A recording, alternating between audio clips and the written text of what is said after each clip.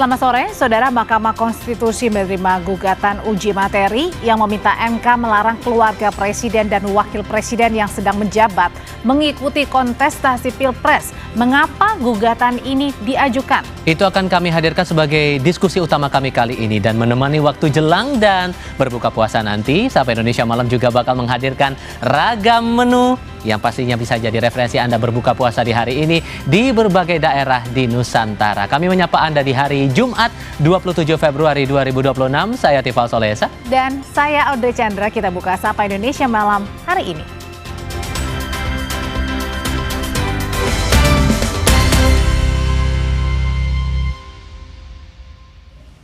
Berita pertama untuk kali ini, Lisnawati, ibu kandung NS, pelajar korban dugaan penganiayaan oleh Ibu Tiri di Sukabumi, Jawa Barat, memohon perlindungan ke Lembaga Perlindungan Saksi dan Korban atau LPSK.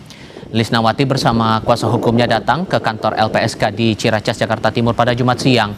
Ia memohon perlindungan usai diteror orang tak dikenal lewat pesan singkat dan telepon setelah melaporkan dugaan penganiayaan terhadap anaknya. Teror itu berdampak ke kondisi fisik dan psikologisnya. LPSK memastikan Lisna dapat mengajukan perlindungan medis, psikologis, restitusi, dan bantuan psikososial. Dari laporan ini, LPSK menemukan informasi dugaan kekerasan lain yang dialami Lisna.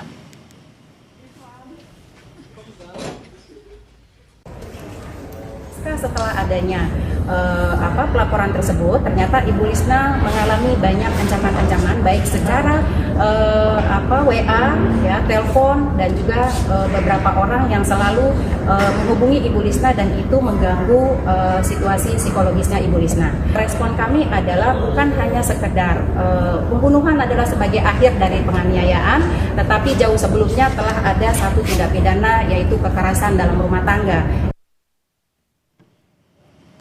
Anggota DPR fraksi PDI Perjuangan Rieke Diah Pitaloka ikut menemani ibu kandung NS ke LPSK. Rieke merekomendasikan agar penegak hukum memberi sanksi berlapis dalam kasus dugaan penganiayaan terhadap NS. Tidak hanya KUHP, tapi menggunakan undang-undang lain terkait penganiayaan NS hingga meninggal dunia.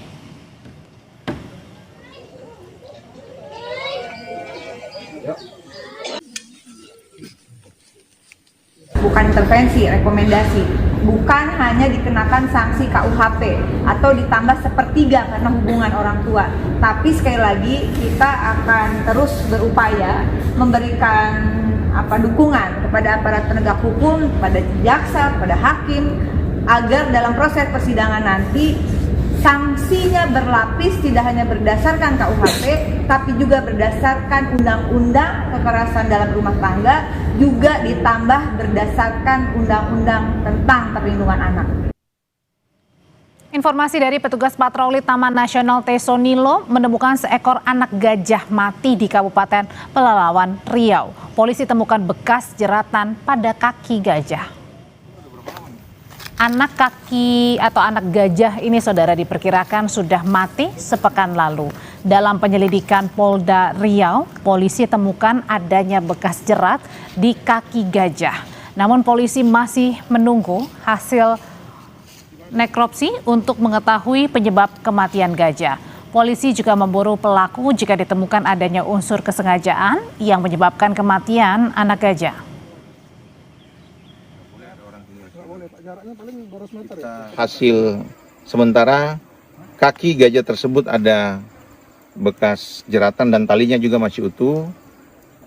Kemungkinan untuk matinya gajah ini masih kita buatkan beberapa hipotesa, termasuk apakah gajah ini karena dia kena jerat kemudian mengalami infeksi kemudian mati di TKP. Nah, kami akan terus melakukan penyelidikan, mohon doa dan dukungannya. Terkait kematian anak gajah di Taman Nasional Tesonilo dengan ditemukannya bekas jeratan di bagian kaki, kita akan berbincang bersama dengan Direktur Reserse Kriminal Khusus Polda Riau, Kombes Ade Kunchoro Ridwan. Selamat sore Pak Kombes. Pak Ade? Masih di mute, boleh di unmute Pak Ade? Oke, jadi saya mau tahu dulu pertanyaan pertama, apakah polisi sudah menemukan ada unsur kesengajaan dari jeratan yang kemudian membuat anak gajah ini meninggal atau tewas? Pak Dir.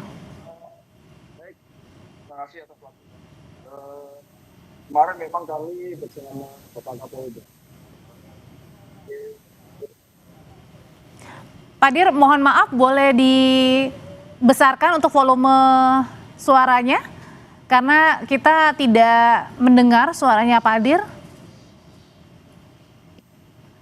Ya, sambil diperbaiki, kita akan tanya kembali sebenarnya apakah ada temuan unsur kesengajaan dari petunjuk yang didapat polisi usai anak gajah ini mati begitu.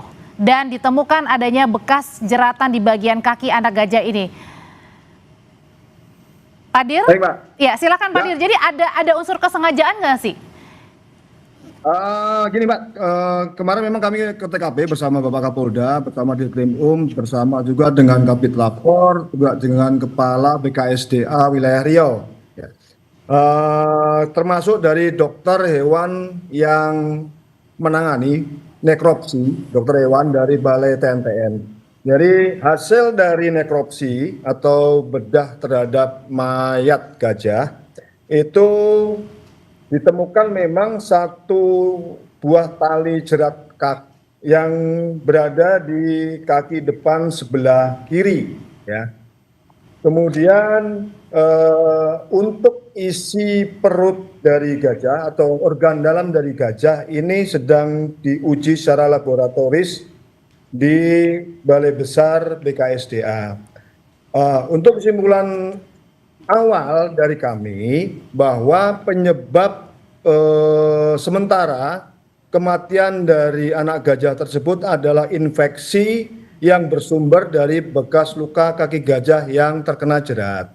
Yang saat ini anggota kami sedang di lapangan, baik tim dari Krimsus maupun tim dari Polres Pelalawan untuk melakukan penyelidikan terkait hal tersebut, baik terhadap pemilik lahan maupun terhadap pelaku yang memasang jerat di kebun yang berada di TKP. Berarti artinya apakah jangan-jangan ada unsur kesengajaan ini menaruh jerat di situ? Ya, jerat itu memang biasa digunakan tidak hanya terhadap gajah, Mbak. Juga terhadap hewan buruan yang lain juga seperti babi yang memang sering berada di wilayah TNTN yang sering merusak kebun sawit warga juga biasa dipasang jerat gajah. Nah, kita belum tahu apakah ini sengaja untuk menjerat gajah atau secara tidak sengaja jerat tersebut dilewati oleh gajah sehingga terjerat pada kaki gajah. Ini sedang masih dilakukan pendalaman oleh anggota kami di lapangan. Saat ini kami terfokus kepada mencari pemilik lahan yang merupakan menjadi TKP di tempat meninggalnya gajah tersebut.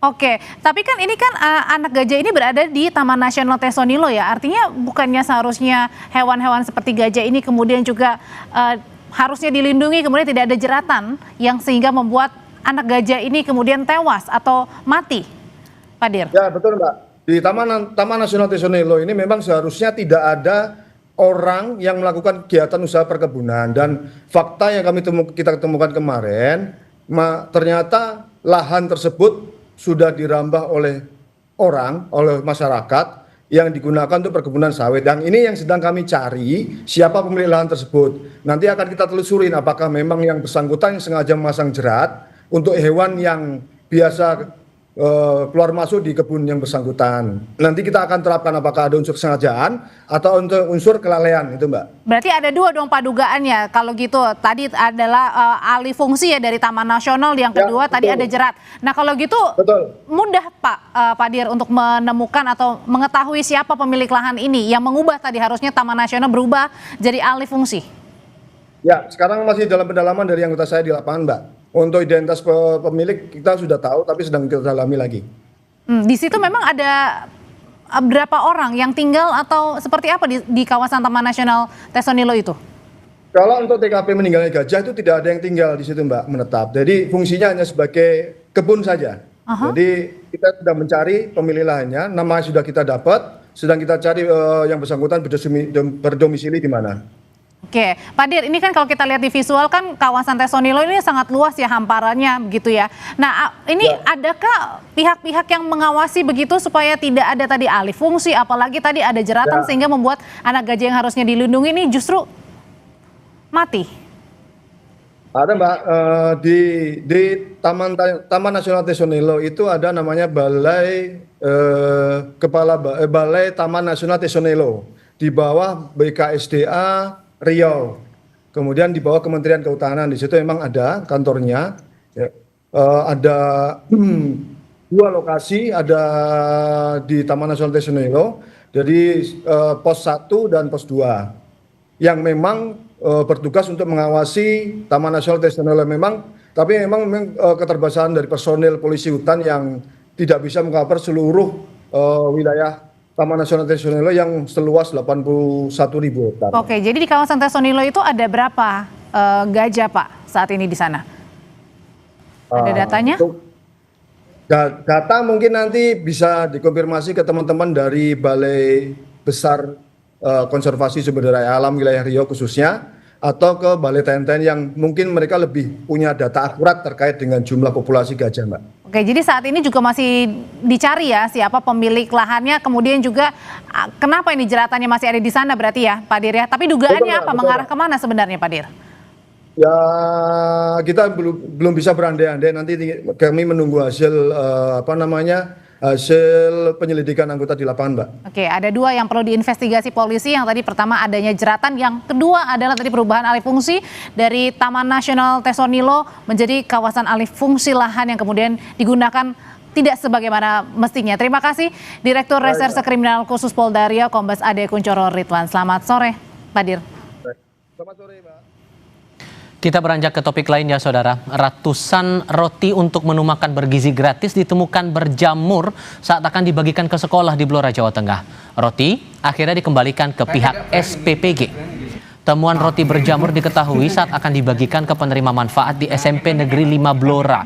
Pihak SPPG Kamolan selaku penyedia makanan menarik dan mengganti dengan roti yang baru. Pihak SPPG mengaku dari 3 jenis roti yang dibagikan, temuan jamur hanya ditemukan pada roti dengan rasa keju. Ini katanya mau diambil ya Pak?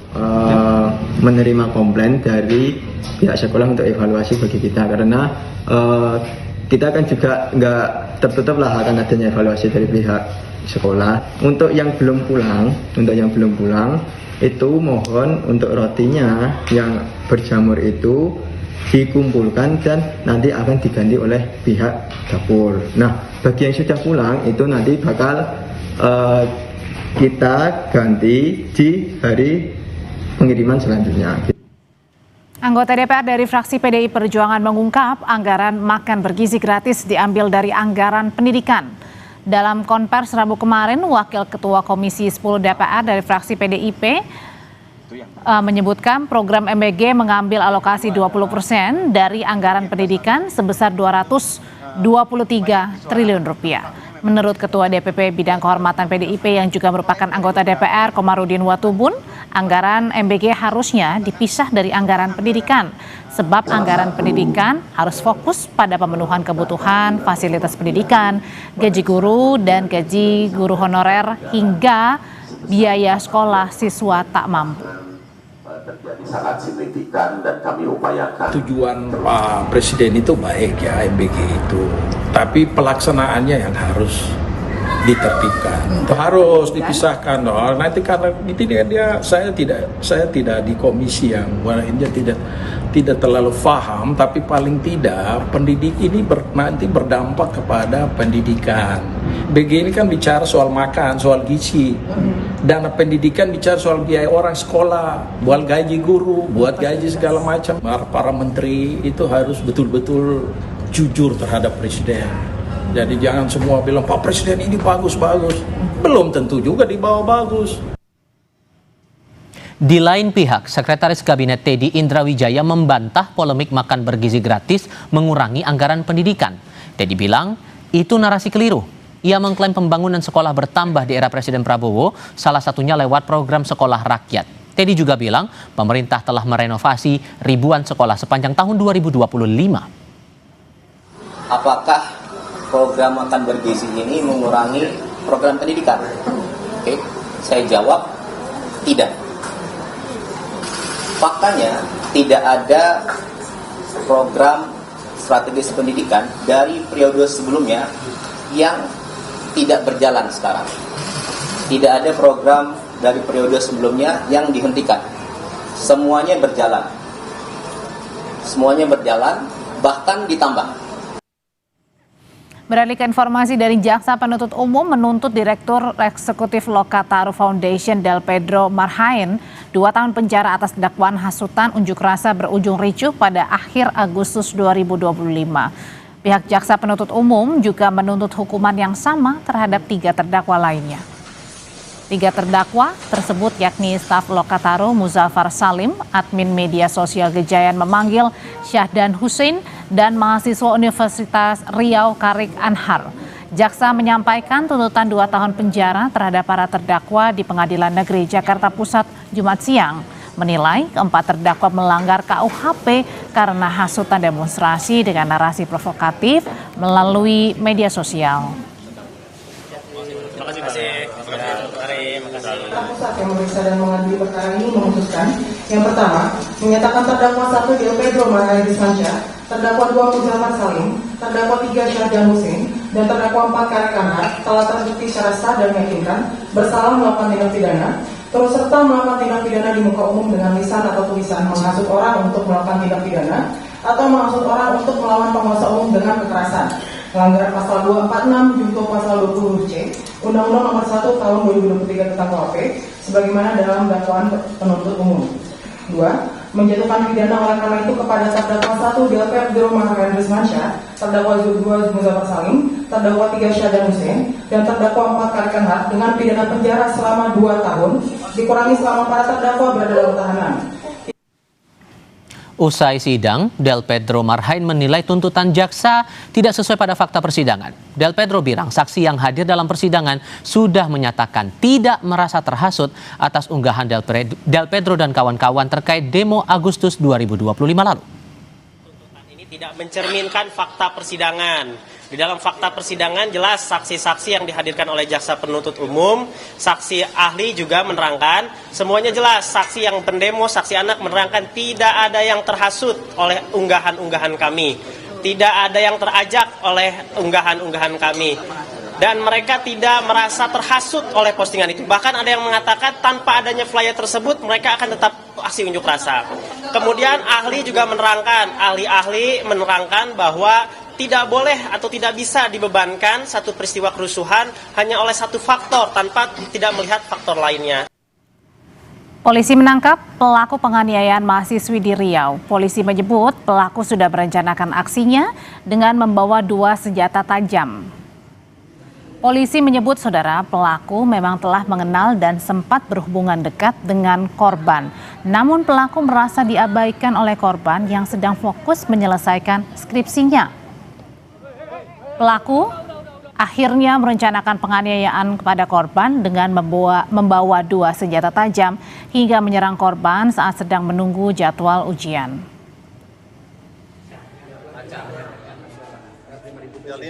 Suatu hubungan yang cukup dekat, saling mengisi dan saling memperhatikan.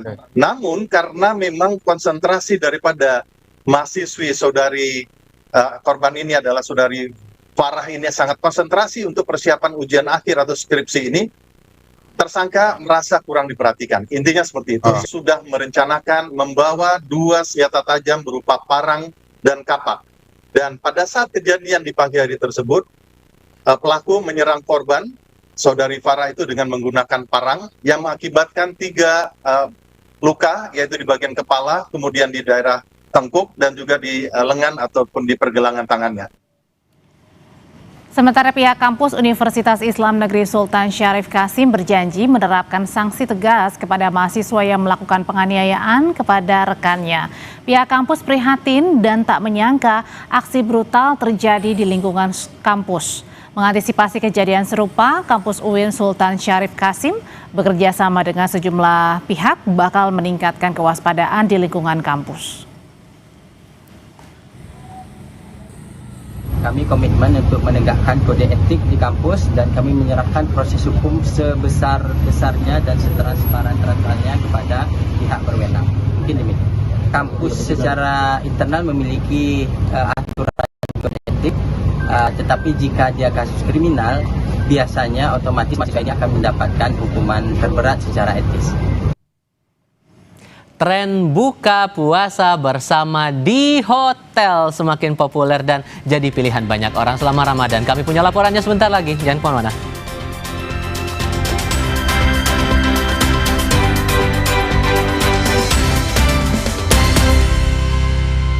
Berbuka puasa, saudara, kerap menjadi momen hangat untuk berkumpul bersama keluarga, sahabat, dan juga kerabat. Tak cuma di rumah atau mungkin pergi ke restoran, buka bersama juga bisa di hotel yang bisa menjadi opsi. Tren buka bersama di hotel semakin populer dan menjadi pilihan favorit banyak warga. Alasannya karena di hotel dapat menawarkan kepraktisan, ditambah lagi dengan suasananya yang lebih nyaman dan juga eksklusif, serta variasi menu lebih lengkap dan berkualitas. Hotel pun menyiapkan berbagai program berbuka bersama. Selain menu spesial, ada juga yang menyiapkan undian perjalanan ibadah umroh untuk menarik minat pengunjung. Ya mungkin ganti ambience juga ya, yang sering bukanya di resto, terus bukanya di kafe, atau mungkin di rumah gitu kan. Ini mencoba ambience dan suasana yang baru aja sih di hotel. Berbuka puasa nggak cuma soal hidangan yang lezat, tapi juga tentunya dipadukan dengan minuman yang menyegarkan dan juga yang manis-manis.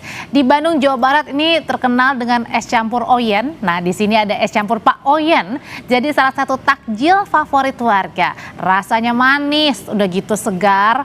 Pas ya rasanya untuk melepas dahaga setelah 1 hari berpuasa. Langsung kita terbang menuju kota Bandung bersama jurnalis Kompas TV Mita Handayani dan juru kamera Reza Pratama. Jadi kalau es Oyen di Bandung ini ada apa saja yang berbeda dengan es campur di Jakarta nih, Mita?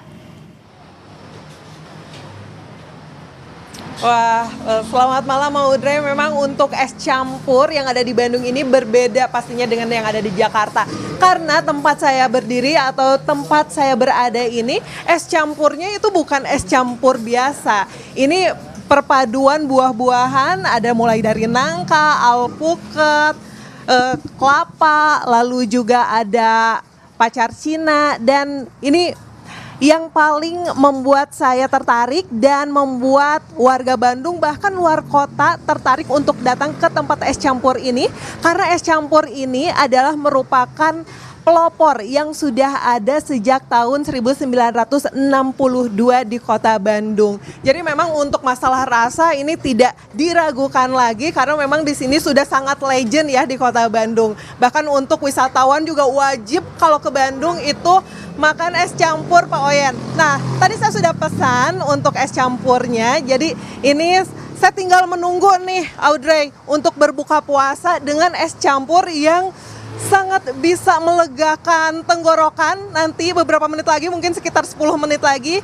Ini kalau misalnya dilihat ya Audrey, ini ada nangka nih, lalu ini ada pacar Cina, kelapa tentunya, dan juga alpukat gitu. Dan ini nih tentunya ini adalah es yang akan melepaskan dahaga kita setelah seharian berpuasa. Dan tentunya ini juga ada kolang-kaling, dimana kalau misalnya kolang-kaling bulan puasa ini sangat populer gitu ya, selalu ada di saat berbuka puasa untuk kolak dan juga untuk es campur ini. Harga satu porsi ini cukup murah untuk es campur yang sudah sangat legend di Bandung dan pelopor di kota Bandung. Ini harganya hanya Rp18.500. Dan bukan hanya ada es campur, di sini juga ada bakso tahu. Nih, bakso tahu ini harganya satu porsinya Rp22.500. Isiannya ada 5. Ada siomay, lalu ada tahu, dan juga ada proteinnya dari telur. Nah ini untuk bumbunya pakai bumbu kacang dan pakai jeruk nipis gitu. Ini aduh beneran saya udah melihat ini udah nggak sabar untuk berbuka puasa Audrey, tapi tetap ya harus nunggu nanti saat azan sudah berkumandang Audrey. Oke, jadi tadi mungkin agak sedikit saya kurang menyimak nih. Kalau Mita satu harga es oyen berapa tadi harganya? Harganya murah Audrey. Di sini satu porsinya Rp18.500. Tapi memang Audrey kalau misalnya Audrey suka durian nih, es campur ini bisa ditambah dengan durian dan harganya satu porsinya jadi Rp30.500. Jadi kalau misalnya Audrey pengen coba bagaimana sih rasanya es campur, pelopor es campur di Kota Bandung, bisa nanti kalau ke Bandung ini datangnya ke Pak Oyen ya Audrey. Oke, Pak Oyen ini tepatnya berada di mana nih, Mita? Nah kalau misalnya lokasinya ini berada di dekat Rumah Sakit Hasan Sadikin Kota Bandung. Dan ini untuk jalannya sekitar Jalan Pasir Kaliki. Dan ini kalau misalnya dari arah Rumah Sakit Hasan Sadikin, ini sebelum mall yang terkenal di Bandung yaitu Paris Van Java. Jadi kan kalau misalnya orang Jakarta nih kayak Audrey biasa ke PVJ, nah sebelum ke PVJ bisa nih mencoba es campur dulu di sini atau bakso tahu dulu, dan di sini juga ada bakso yamin, bakso kuah seperti itu. Jadi kalau misalnya sebelum berbelanja pengen mengisi perut dulu bisa datang ke sini, atau mungkin setelah berbelanja gitu capek langsung ke sini. Audrey. Jadi memang selalu banyak pilihan ya kalau datang ke Kota Bandung. Yang terakhir tadi ada es oyen, lokasinya nggak jauh tadi dari Paris Van Java ya. Jadi bisa mampir di sana. Kemudian juga tadi Mita juga menawarkan ada bakso dan juga siomay ya. Wah, lezat tampaknya. Mita, terima kasih untuk laporannya dari Bandung, Jawa Barat. Kuliner Timur Tengah, saudara, yakni nasi biryani jadi salah satu menu favorit bagi warga untuk berbuka puasa.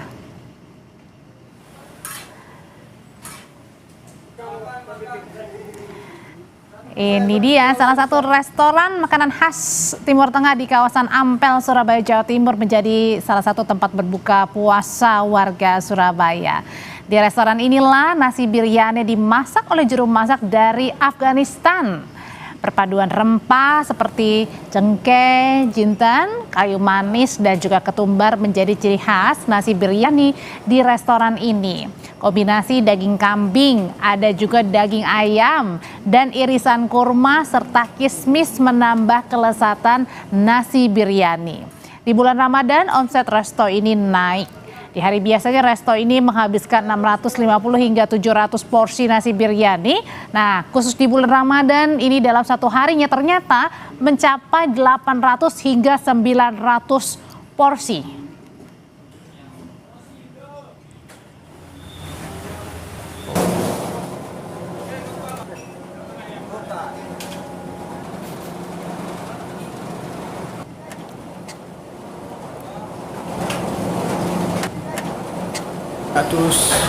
ya? 900 porsi. Tapi kalau hari-hari biasa nggak sampai segitu ya? Enggak, kalau hari-hari biasa 600, 650 sampai 700 kayak gitu. Tapi alhamdulillah setiap hari ada pesanan.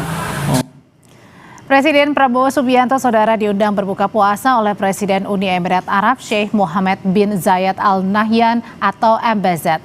Kedua kepala negara ini mendiskusikan penguatan hubungan bilateral. Inilah foto momen Presiden Prabowo dijamu berbuka puasa bersama Presiden MBZ yang diunggah di media sosial Sekretaris Kabinet. Presiden dijamu makanan khas Timur Tengah. Pertemuan Presiden Prabowo dan MBZ ini digelar di Taman Terbuka Istana di Abu Dhabi. Dalam pertemuan, kedua kepala negara juga berdiskusi menguatkan hubungan bilateral di bidang energi, investasi, dan kemitraan ekonomi. Pertemuan kemudian dilanjutkan dengan berbuka puasa bersama hingga sholat berjemaah. Presiden Prabowo sudah kembali ke tanah air Jumat pagi ini.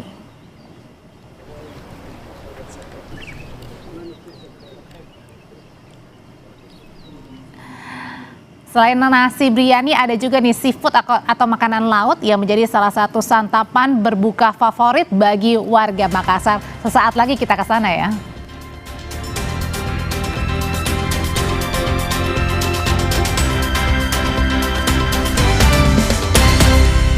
Seafood atau makanan laut bisa menjadi menu berbuka puasa di Makassar. Nah, di sana ada olahan seafood yang segar menjadi salah satu favorit warga. Setelah berbuka dengan hidangan yang manis-manis, ikan dan juga makanan laut lainnya seperti misalnya ada cumi, terus kemudian udang bisa menjadi energi setelah puasa seharian penuh. Selain itu, aneka sambal khas Makassar dan juga hidangan lainnya dapat menjadi pelengkap berbuka puasa. Kita lihat langsung ke Makassar, bagaimana santapan nikmat berbuka puasa di Makassar. Bersama dengan jurnalis Kompas TV ada Gufron Lamataha dan juga juru kamera Nila Rustam. Gufron, bisa diceritakan lebih lengkap nih, di depan Anda sudah ada menu berjajar seafood dan juga makanan khas lainnya. Ada apa saja di sana, Gufron? Menunya malam hari ini? Ya, tentu saja kalau kita berbicara soal menu khas Kota Makassar dan juga karena Makassar ini terkenal dengan menu kudapan seafoodnya yang lengkap dan juga olahannya yang banyak, ini saya mau tunjukkan ke Anda, ini merupakan salah satu andalan warga Kota Makassar, ini adalah ikan bakar bumbu rica. Nah, ini bumbu ricanya emang ditabur dan juga dioles pada saat proses pembakaran, dan ini jenis ikannya adalah ikan kakap. Tadi dijelaskan sebelum dibakar, ini tentunya sudah direndam begitu ya, dibumbui terlebih dahulu dengan berbagai macam bumbu ataupun juga menu rahasia dari restoran tempat saya melaporkan saat ini, yaitu di Rumah Makan Lai-Lai.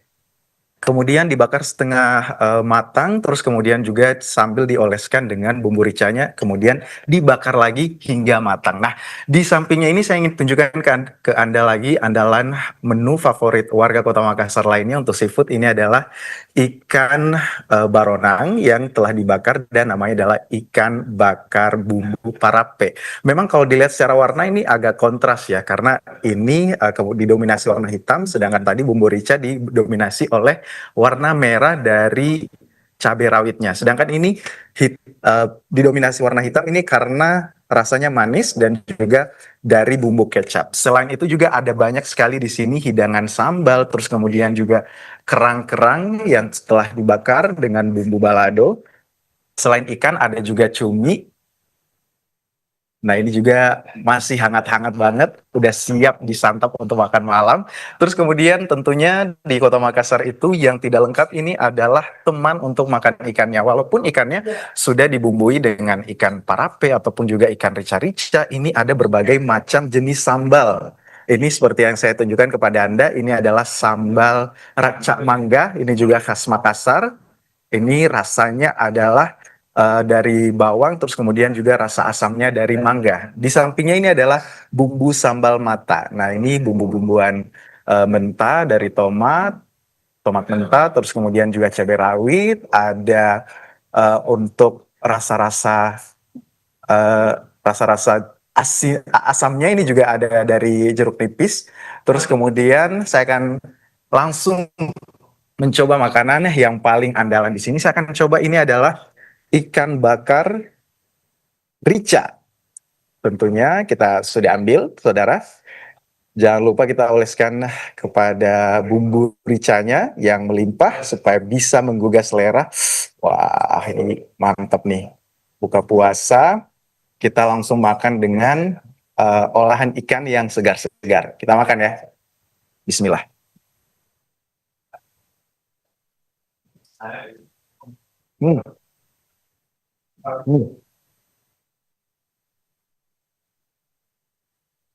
Rasa dari bumbunya ini masih terasa, walaupun memang sudah tidak terlalu hangat gitu ya, tapi olesan bumbunya itu masih terasa. Ini saya akan coba lagi dengan nasi.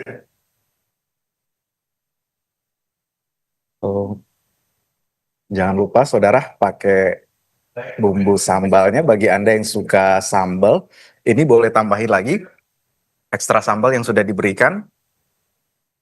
Tinggal dituangin aja ke atas ikannya. Terus kemudian kita coba pakai nasi.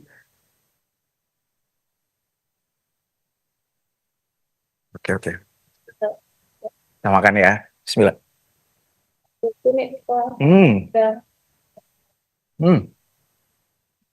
Memang ini nikmatnya dimakan sama nasi karena bumbunya ini sangat terasa ketika masuk nasi, yang rasanya agak tawar, ini kombinasi yang sangat lengkap. Saya ke cumi lagi yang memang dari tadi ini sudah saya incar-incar sebelum buka puasa. Kita sendok dulu. Saya akan tunjukkan kepada Anda. Cuminya. Kuahnya juga masih kental. Langsung kita sendok. Ke piring. Wah, bagi Anda pencinta seafood sih sebenarnya ini adalah menu yang sangat-sangat rekomendasi bagi Anda kalau datang ke Kota Makassar.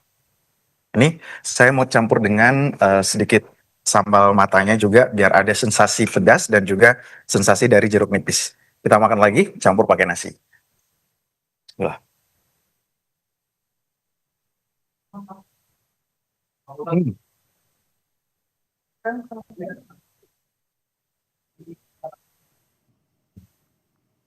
Cuminya ini tidak alot, sangat gampang dikunyah, kemudian tidak keras, karena walaupun sudah agak dingin, tapi ini rasanya gampang dikunyah dan juga cepat ditelan gitu.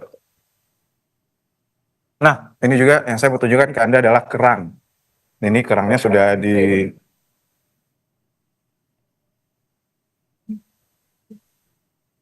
Ini kerangnya juga sudah disajikan satu porsi. Terus kemudian ini paling enak juga campurnya pakai nasi. Ini saya ambil dulu kerangnya. Kita aja. Jangan lupa pakai bumbu baladonya karena ini adalah andalan kerang yang ada di sini. Kita pakai nasi lagi. Oh. Sambalnya terasa banget. Saudara memang kalau pakai nasi rasanya lebih nikmat. Apalagi samping saya ini sudah ada kelapa muda. Jadi kalau sudah makan semua olahan seafood, terus kemudian untuk rasa haus, ini temannya adalah kelapa muda paling enak. Saya coba kamu cicipi lagi kelapa mudanya.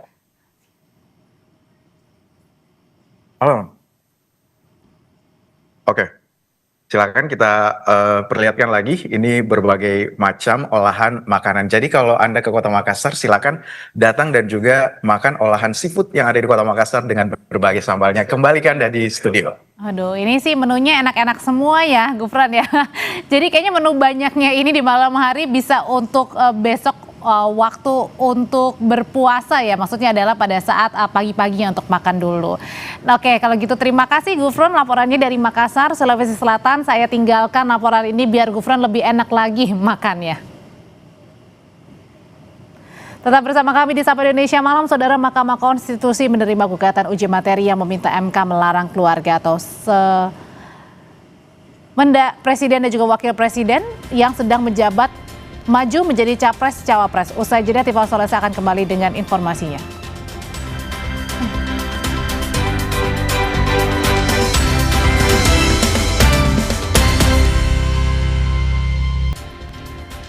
Saatnya ke diskusi utama Sapa Indonesia Malam, Saudara. Presiden ke-7 RI Joko Widodo menanggapi gugatan ke Mahkamah Konstitusi yang meminta MK melarang keluarga Presiden dan Wakil Presiden ikut maju di pemilu Presiden.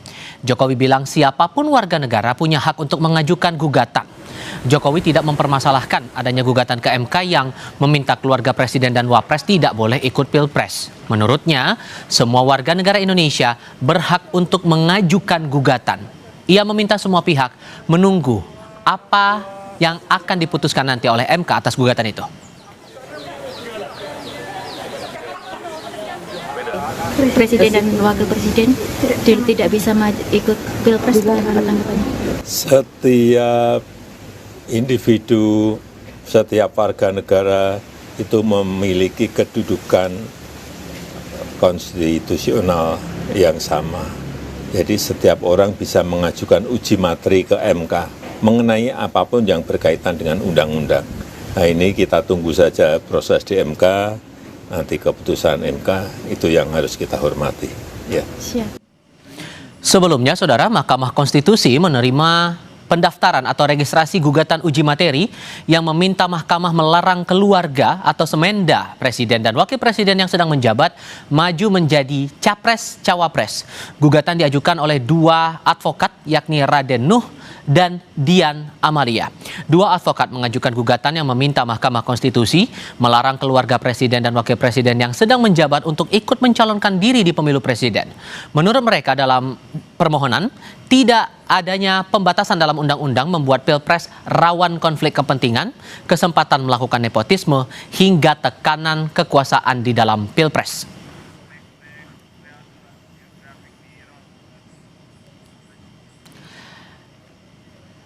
Gugatan yang disebutkan salah satunya pada pasal 169 tidak memuat aturan soal nepotisme dan konflik kepentingan hubungan keluarga atau semenda capres-cawapres dengan presiden dan wakil presiden yang sedang menjabat.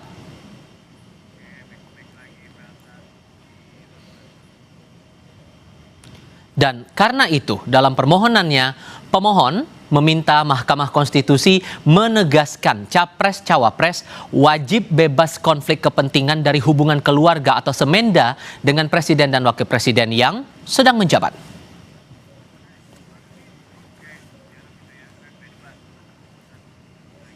Dalam pengajuan uji materi terbaru, Mahkamah Konstitusi diminta melarang keluarga presiden dan wakil presiden yang sedang menjabat untuk ikut dalam kontestasi Pilpres. Mengapa gugatan ini diajukan? Kita akan diskusikan ini bersama dengan para narasumber. Untuk saat ini sudah bergabung bersama kami Ketua Bidang Politik dari DPP Partai Solidaritas Indonesia, Bestari Barus. Bang Bestari, selamat malam. Dengan Tifa di sini, Bang, apa kabar? Baik, terima kasih sudah bergabung bersama kami dan kami masih menantikan Direktur Eksekutif Lingkar Madani Indonesia, Ray Rangkuti, untuk ikut berdiskusi bersama kami. Bang Bestari, begini, walaupun kemudian Ketua Harian PSI, Bang Ahmad Ali, sudah angkat bicara juga kemarin di tanggal 26 Februari, menyebutkan mau anak presiden, wakil presiden, petani sekalipun, semua harus diperlakukan sama tanpa diskriminasi. Tapi salah satu hal yang diajukan oleh pemohon ini, salah satu dasarnya untuk mencegah konflik kepentingan. Disebutkan hubungan keluarga antara calon dengan pejabat yang sedang menjabat secara inheren mengandung potensi konflik kepentingan dan memungkinkan pengaruh terhadap penyelenggara negara. Masuk akal nggak menurut Anda, Bang? Ya, pertama ya saya pikir seluruh warga negara bangsa ini punya hak untuk katakanlah mengajukan keberatan kepada Mahkamah Konstitusi terkait aturan apapun, kan begitu. Ya, itu kembali kepada orang per orang, di mana mereka kemudian ingin menyampaikan pendapatnya, ya, dan ini akan berproses tentunya di MK. Nah, kalau mengenai hak, ya gimana saya mengomentari hak orang, kan begitu.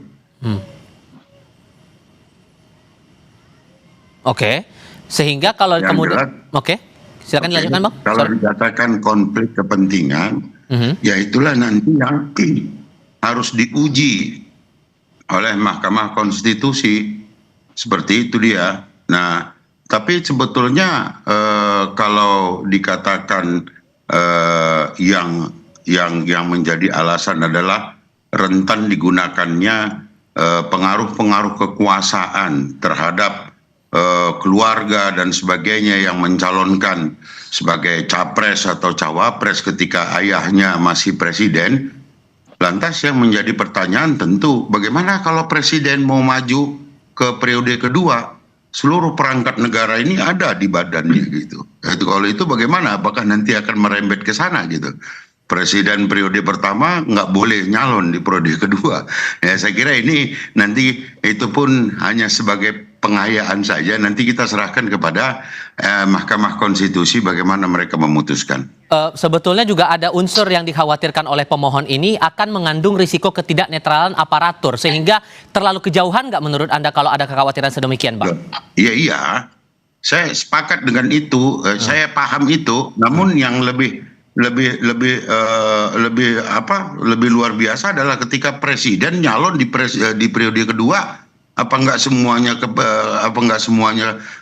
perangkat itu ada di dekat presiden? Apa kemudian presidennya nggak boleh nyalon kedua atau bagaimana gitu? Ketimbang aneh gitu loh. Kalau kemudian penekanannya untuk menghindari yang namanya KKN, terutama dari unsur nepotismenya itu tadi, Bang, gimana tuh? Kan begini, bahwa setiap manusia dewasa punya hak dipilih dan memilih gitu.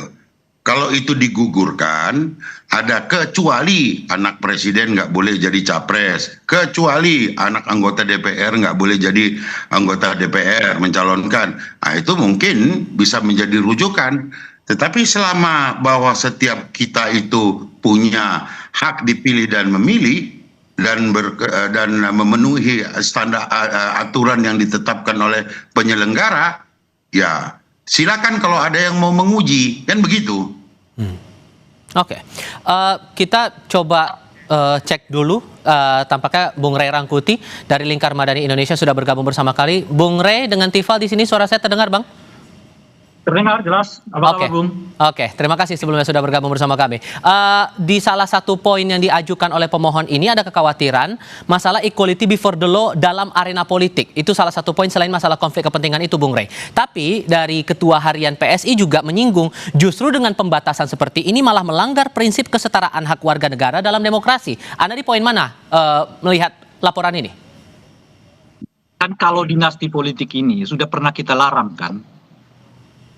Karena apa gitu? Karena apa yang dikhawatirkan oleh para pemohon sekarang ini kejadian sebelum-sebelumnya gitu, bahwa itu merusak demokrasi kita, pada akhirnya akan terjadi praktek KKN yang luas, lalu netralitas aparat tidak terjamin dan sebagainya. Muncullah seingat saya 2010 ya, pilkada kita itu dilarang praktek dinasti politik sampai kemudian diuji lagi di Mahkamah Konstitusi ya oleh anggota partai politik, sehingga saya yang menguji itu, lalu permohonan itu dikabulkan oleh Mahkamah Konstitusi sehingga aturan soal dinasti politik itu dibatalkan. Dan kenyataannya setelah aturan dinasti politik itu dibatalkan, memang betul apa yang kita prediksi dari awal, politik kita ini akan marak dengan dinasti politik, dan itulah yang hari ini kita alami. Di mana-mana dinasti politik kita tumbuh. Bahkan ada yang menyebut misalnya di DPR kita itu kalau dikait-kaitkan hampir 30 bahkan mungkin lebih persen anggotanya itu bisa dikaitkan dengan dinasti politik, dan jangan tanya lagi di kepala-kepala daerah. Lalu pertanyaannya yang paling mendasar itu adalah apa untungnya bagi bangsa ini dengan praktek politik dinasti ini gitu. Itu pertanyaan paling mendasarnya gitu. Kalau ternyata tidak begitu banyak menguntungkan atau bahkan pada tingkat tertentu dapat mengakibatkan rusaknya moral, rusaknya politik kita, ya tentu saja cara berpikirnya harus ada upaya untuk membatasinya. Gitu. Kalau kemudian dikaitkan masalah kesetaraan, semua harusnya bisa mendapatkan hal yang sama dong, Bang? Iya, itu yang kita sebutkan tadi, itulah alasan-alasan dahulu mengapa 2010 ya seingat saya itu, dinasti politik itu kita larang. Itu resmi loh itu di pilkada, dinasti politik itu tidak boleh dilakukan. Apa yang dimaksud dengan dinasti politik itu, dia atur di undang-undang itu dengan menyebut satu tingkat ke atas, satu tingkat ke bawah, satu tingkat ke kiri dan ke kanan. Jadi ayah, ibu itu tidak boleh, saudara dan saudari tidak boleh, istri, itu enggak boleh. Sampai harus semenda juga yang statusnya sepupu lah, itu juga nggak boleh begitu? Istri. Nggak boleh. Itu pernah kita atur dulu. Lalu dibatalkan oleh Mahkamah Konstitusi. Alasannya seperti yang disebutkan tadi oleh Bung Bestari. Bahwa itu tidak, melanggar prinsip hak asasi manusia gitu ya. Dan akibatnya kemudian dikabulkanlah permohonan itu. Tapi kenyataannya sekarang apa yang kita lihat? Anda bisa bayangkan tuh, hari inilah kita lihat sekarang tuh kan, ada gubernur yang menyediakan mobil sampai 8,5 miliar gitu ya, dan sekarang jadi perbincangan secara nasional, tapi ya, mau diapakan? Karena keluarga-keluarganya juga di politik itu ada. Oke, Bung Bestari, kalau Anda melihat itu, Oke, dari apa yang dicermati oleh Bung Ray tadi, kemudian Anda menganalisis dari permohonan yang diregistrasi sejauh ini, Anda membacanya ini gugatan dari siapa untuk siapa ya tujuannya, Bung Ray? Bung Bestari. Bung Bestari. Ya. Saya ulang lagi pertanyaannya ya. Jadi kalau Anda baca sejauh ini permohonan yang diregistrasi yang masuk ke MK itu tujuannya menyasar ke siapa kalau dari bacaan Anda? putus-putus Anda ini ngomong apa? Oke, kita coba perbaiki dulu nih. Kita coba perbaiki dulu komunikasinya dengan Bung Bestari Barus dari Ketua DPP PSI Bidang Politik untuk kita coba elaborasi lagi soal gugatan yang disampaikan oleh dua advokat ini dan bagaimana proyeksi ke depannya atas gugatan yang akan dilayangkan ataupun juga yang sudah diregistrasi ke Mahkamah Konstitusi. Kita jeda dulu, tetap di Kompas TV.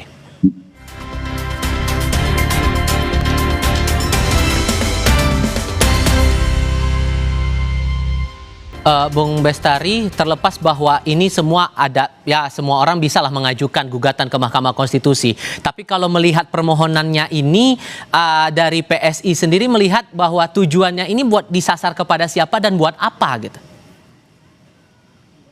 Ya, kami tidak melihat apapun. Kami melihat ada anak bangsa yang ingin mendapatkan satu kepastian hukum atas apa yang mereka yakini bahwa itu tidak berkesesuaian sehingga harus digugat kepada Mahkamah Konstitusi. Itu kan menjalankan hak saja.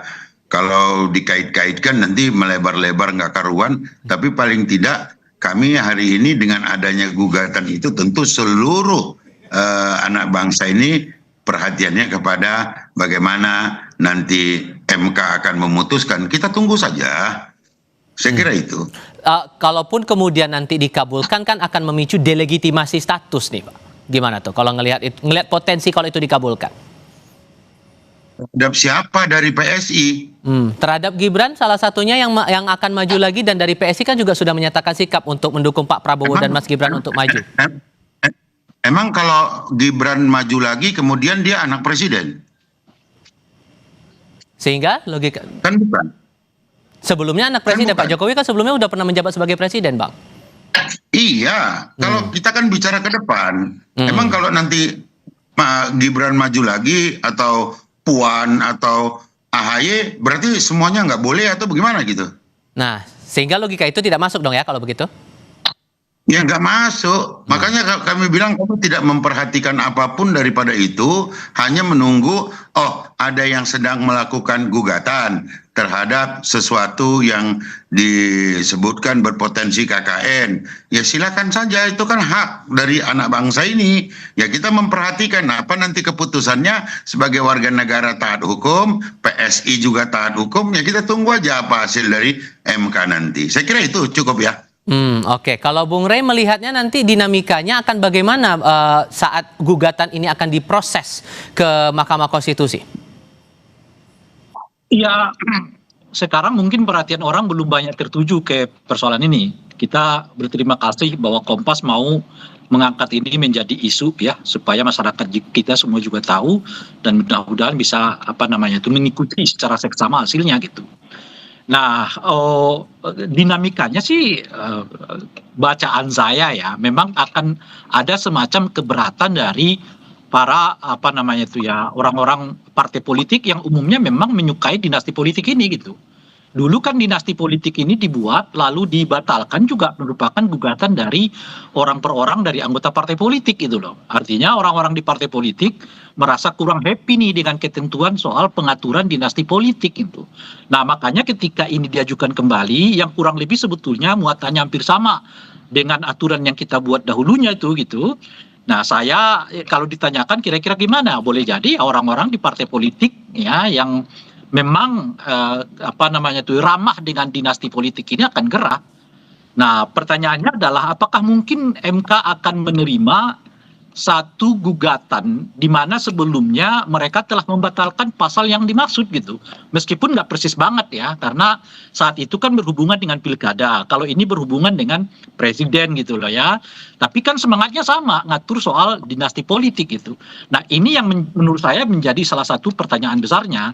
Tetapi mengingat bahwa Mahkamah Konstitusi beberapa kali telah membatalkan putusan yang diputuskan oleh mereka sebelumnya, mudah-mudahan dengan perkembangan yang kita alami saat ini, mudarat sangat dinasti politik ini bagi demokrasi kita akan dapat membuat kesadaran baru di lingkaran Mahkamah Konstitusi untuk mengambil satu keputusan guna menyelamatkan demokrasi kita di masa yang akan datang. Tapi kalau kemudian permohonan itu ditolak, seandainya nanti dalam prosesnya permohonan itu ditolak oleh Hakim Konstitusi, bagaimana menurut Anda memastikan bahwa proses pemilu nanti, terutama pemilihan presiden itu, asas kesetaraan tetap dijaga, tapi memastikan bahwa KKN itu tidak terjadi sesuai dengan apa yang disampaikan oleh pemohon ini juga tidak terjadi? Ya, enggak akan terjadi apa-apa. Kita akan kembali seperti yang sekarang ini. Nah, masalahnya kan sebetulnya ya di luar soal aturan, kita sih berharap sebetulnya ada kognisi moral di kalangan para politisi kita. Memang betul, tidak semua hal harus diatur, termasuk mungkin soal dinasti politik. Tapi harus ada kesadaran penting, kesadaran yang saya sebut sebagai kesadaran moral bagi para politisi kita, bahwa dinasti politik itu berbahaya bagi demokrasi. Dan oleh karena itu, lepas dari soal boleh nggak boleh, itu kan soal aturan gitu. Mereka harus melihatnya dalam konteks baik nggak baik. Apakah dinasti politik ini baik bagi demokrasi? Jelas tidak baik. Semua sudah banyak sekali contoh-contoh yang membuktikan itu gitu. Yang terakhir yang kita sebut ini soal kasus pengadaan mobil 8,5 M. Kok bisa gitu? Ya bisa karena dia punya jejaring keluarga di dalam politik gitu loh kira-kira tuh. Nah, oleh karena itulah saya kira ya, termasuk karena kita punya kesadaran, kita selalu masih kesadaran yang saya sebut sebagai kesadaran hukum, belum masuk ke kesadaran etik, kesadaran moral itu, ya itulah makanya saya sendiri pribadi menganggap bahwa Hakim Mahkamah Konstitusi harus melihat ternyata efek dari putusan mereka yang sebelumnya melahirkan dinasti politik di mana-mana dan hampir tanpa kontrol sekarang ini, yang pada akhirnya kemudian adalah mengurangi secara drastis kualitas demokrasi kita gitu. Oke, terakhir Bung Bestari, seberapa yakin Anda atau dari menurut keyakinan Anda mewakili PSI, gugatan ini kemungkinan bakal ditolak atau tidak nih? Seberapa yakin Anda dengan itu? Ya, terserah MK aja. Artinya kalau diterima maka tidak boleh ada politik yang tadi disebut sebagai dinasti mungkin. Tapi kalau nggak diterima berarti demokrasi juga terselamatkan. Karena sebetulnya orang terjun ke dunia politik orang per orang itu, terlepas itu ada ikatan keluarga atau apapun yang dapat disebut sebagai dinasti. Tapi tujuannya sebetulnya berpolitik itu mulia, memikirkan kemaslahatan masyarakat. Banyak. Ada orang yang kemudian belok kiri belok kanan, nah itu kan tinggal bagaimana kemudian sistem di negara ini mencegah itu. Saya kira itu. Jadi mari kita berpandangan baik terhadap apa-apa yang sudah diatur dalam peraturan perundang-undangan kita. Dan tentunya kita berharap bahwa semua orang yang terjun ke dunia politik adalah untuk kebaikan dan kemaslahatan. Saya kira itu. Baik, Bang Bestari Barus, Bung Ray Rangkuti, terima kasih banyak sudah mau berdiskusi dan berbagi pandangan bersama kami. Selamat malam semuanya, sehat selalu. Assalamualaikum. Sampai ketemu. Sesaat lagi di Sapa Indonesia Malam, sebuah rumah di permukiman padat penduduk terbakar di Jambi pada Jumat siang. Kebakaran diduga dipicu korsleting listrik. Tetap di Kompas TV.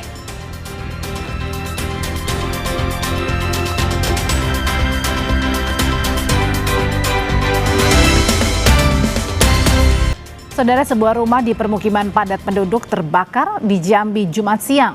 Kebakaran diduga dipicu korsleting.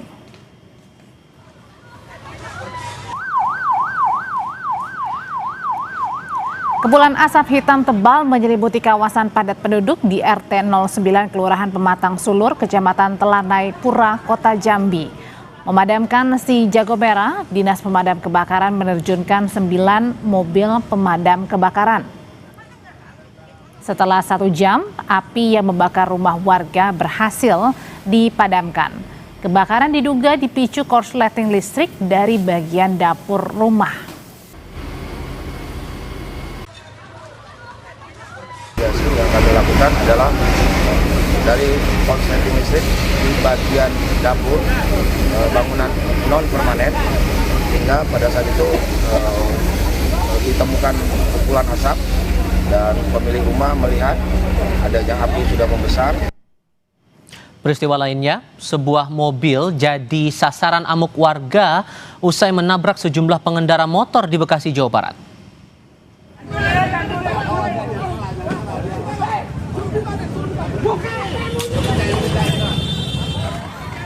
Video amatir ini menunjukkan amukan warga terhadap sebuah mobil usai menabrak pengendara sepeda motor dan pembawa gerobak di Jalan Kemakmuran Bekasi Selatan, Kota Bekasi, Jawa Barat. Video itu juga memperlihatkan warga menghentikan mobil yang menabrak sejumlah pengendara. Pengendara mobil sempat menolak keluar dari mobil dan menabrak lagi 4 kendaraan bermotor lainnya. Tak berselang lama, warga memecah kaca mobil dan menggotong pengemudi mobil yang pingsan lantaran ketakutan.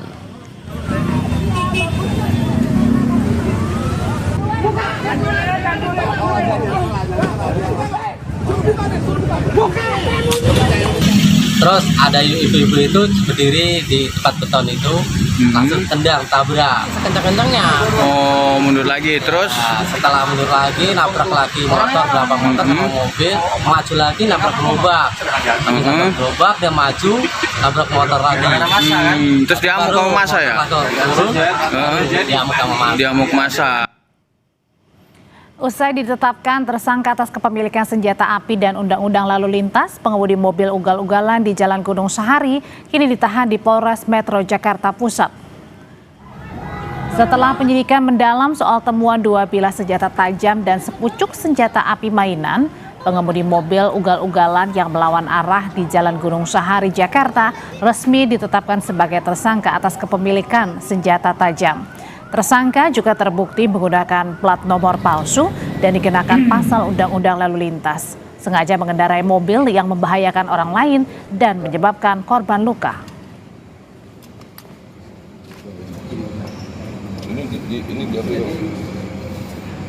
Seorang pengemudi sudah ditetapkan tersangka atas kepemilikan senjata tajam, termasuk identitas dari plat nomor tanda kendaraan bermotornya juga tidak bisa dilengkapi dan secara palsu memalsukan data. Ini dalam penanganan Polres Metro Jakarta Pusat. Nah, dan sekarang terkait tentang pelaku tersebut sedang dalam penanganan proses di Polres Metro Jakarta Pusat. Sudah dilakukan penahanan oleh Polres Metro Jakarta Pusat. Bicara kasus narkoba, hendak kabur ke Malaysia, bandar narkoba penyetor uang ke mantan Kapolres Bima Kota Erwin Iskandar alias Koko Erwin ditangkap Subdit 4 Direktorat Tindak Pidana Narkoba Bareskrim Polri di Asahan, Sumatera Utara.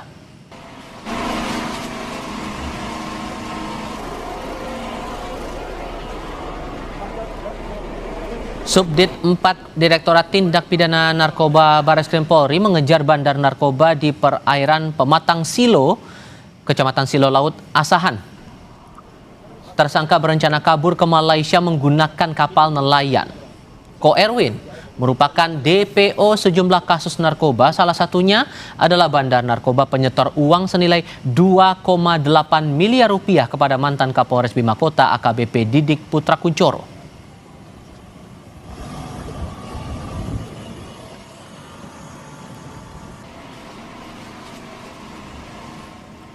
Lisnawati, ibu kandung NS pelajar korban dugaan penganiayaan Ibu Tiri di Sukabumi, Jawa Barat memohon perlindungan ke Lembaga Perlindungan Saksi dan Korban LPSK. Lisnawati bersama kuasa hukum datang ke kantor LPSK di Ciracas, Jakarta Timur, Jumat siang. Lisa memohon perlindungan LPSK pasca diteror orang tak dikenal melalui pesan singkat dan telepon pasca melaporkan dugaan penganiayaan terhadap anaknya. Teror ini berdampak ke kondisi fisik dan psikis. LPSK memastikan Lisna dapat mengajukan perlindungan medis, psikologis, restitusi, dan bantuan psikososial. Dari laporan ini, LPSK menemukan informasi soal dugaan kekerasan lain yang dialami Lisna. Setelah adanya pelaporan tersebut, ternyata Ibu Lisna mengalami banyak ancaman-ancaman baik secara WA, ya, telepon, dan juga beberapa orang yang selalu menghubungi Ibu Lisna dan itu mengganggu situasi psikologisnya Ibu Lisna. Respon kami adalah bukan hanya sekedar pembunuhan adalah sebagai akhir dari penganiayaan, tetapi jauh sebelumnya telah ada satu tindak pidana yaitu kekerasan dalam rumah tangga.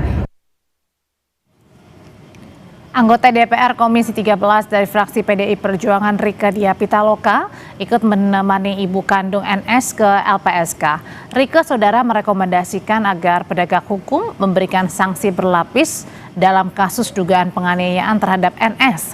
Tak hanya KUHP, tapi juga menggunakan undang-undang lain terkait penganiayaan NS hingga akhirnya meninggal dunia.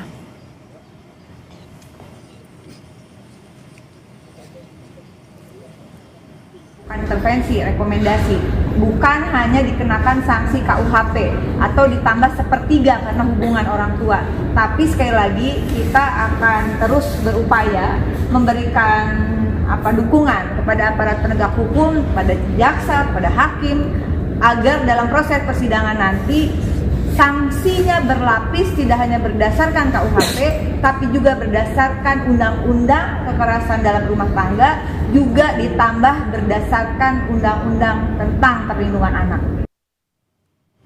Berita berikutnya, tim patroli Taman Nasional Tesonilo menemukan seekor anak gajah mati di Pelalawan Riau.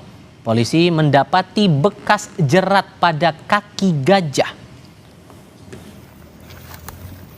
Itu dia, anak gajah itu diperkirakan sudah mati sepekan lalu. Dalam penyelidikan Polda Riau, polisi menemukan bekas jerat pada kaki anak gajah. Namun polisi masih menunggu hasil nekropsi untuk mengetahui penyebab kematian gajah. Polisi juga memburu pelaku jika ditemukan unsur kesengajaan yang menyebabkan kematian anak gajah itu. Kita kenakan undang-undang konservasi. Hasil sementara kaki gajah tersebut ada bekas jeratan dan talinya juga masih utuh. Kemungkinan untuk matinya gajah ini masih kita buatkan beberapa hipotesa, termasuk apakah gajah ini karena dia kena jerat kemudian mengalami infeksi kemudian mati di TKP. Nah, kami akan terus melakukan penyelidikan, mohon doa dan dukungannya. Terima kasih Anda telah menyaksikan Sapa Indonesia Malam. Selalu mencukupi kebutuhan hidrasi Anda pada saat sahur dan berbuka puasa dengan 3 botol air mineral 700 ml yang setara dengan 2 liter air untuk 1 hari puasa. Pasti sejuknya. Saya Audrey Chandra. Dan saya Tifal Solesa. Terima kasih sudah bersama Sapa Indonesia Malam kali ini. Selamat menyambut akhir pekan. Selamat malam dan sampai jumpa lagi.